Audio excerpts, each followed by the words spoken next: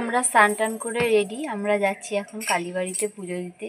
শ্যামনগর ব্রহ্মময়ী কালীবাড়িতে পৌষ মাসে মেলা বসে, মায়ের পুজো দিতে যাচ্ছি। আমি মা এই যে স্নান টান করে রেডি হয়ে গেছি। মর্নিং। কোথায় যাচ্ছ মা? শ্যামনগর কালীবাড়িতে। মায়ের খুব আনন্দ। দাদা উঠে পড়েছে, স্নান করে নিয়েছি। আমরা তিনজনেই যাচ্ছি এই টোটো করে।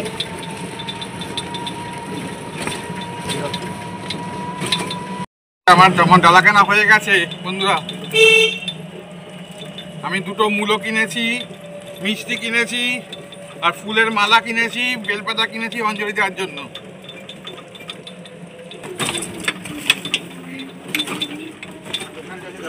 হ্যাঁ হ্যাঁ হ্যাঁ, ঠিক আছে। এইগুলির মুখটাই দাঁড়াবো, তাই তো? ঠিক আছে ঠিক আছে।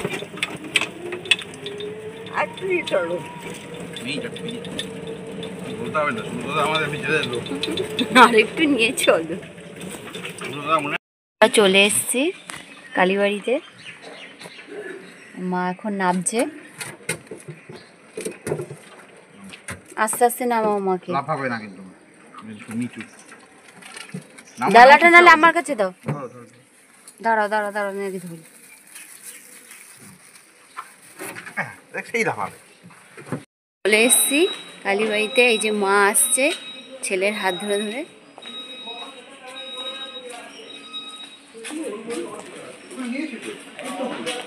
আমরা ব্রহ্মময়ী ঘাটে চলে এসেছি।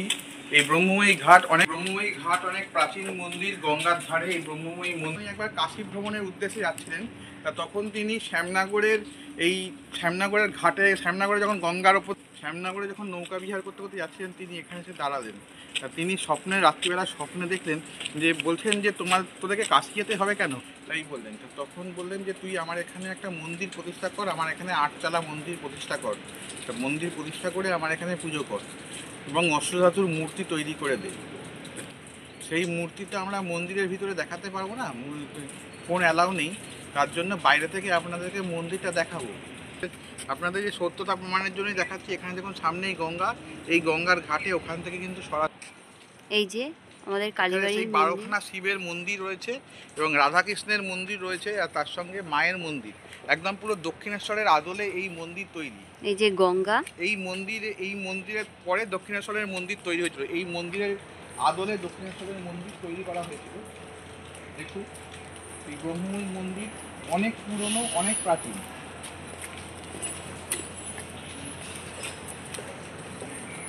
12খানা শিবের মন্দির, সেই চাতালে বসে পুজো দেওয়ার রীতি রয়েছে। দেখুন কত সুন্দর লাগছে। আমরা চলে এসেছি সকাল সকাল। মা ছেলের হাত ধরে দৌড়াচ্ছে। মাও সকাল সকাল উঠে স্নান করে নিয়েছে। এই যে মন্দিরের ভিতরে ফোন অ্যালাউ নেই।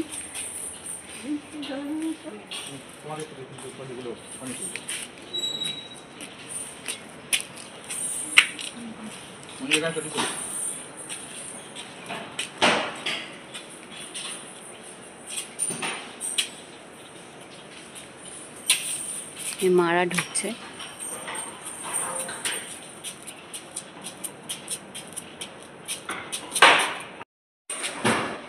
হলো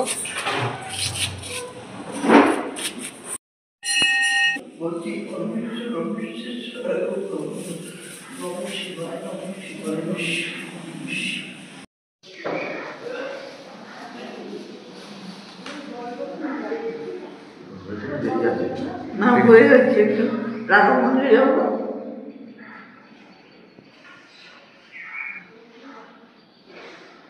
তোমার মাথাতে চলো।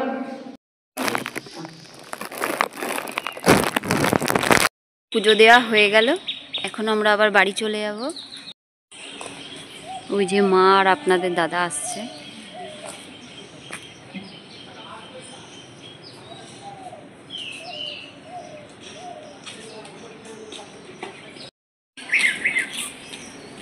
গঙ্গার ঘাট, সকালবেলা কত সুন্দর লাগছে, হালকা হালকা কুয়াশা।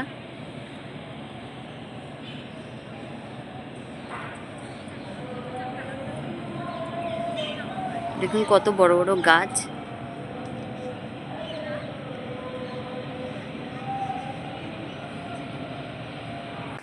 আজকে তো বুধবার, আজকে ফাঁকা ছিল। কালকে মঙ্গলবার ছিল, কালকে খুব ভিড় ছিল। আর মঙ্গলবার শনিবার তো মাকে নিয়ে আসতে পারবো না, কেন মা ভিড়ের মধ্যে পারবে না। তাই আমরা বুধবার দিনই আসলাম, যেন পুরো ফাঁকা ছিল, নাহলে ভীষণ ভিড় হয়।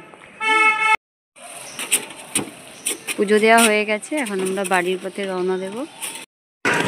ভাঙড়ে পুজো দেওয়া হয়ে গেছে। আসলে মা হেঁটে এসছে তো অতটা হাঁপিয়ে গেছে।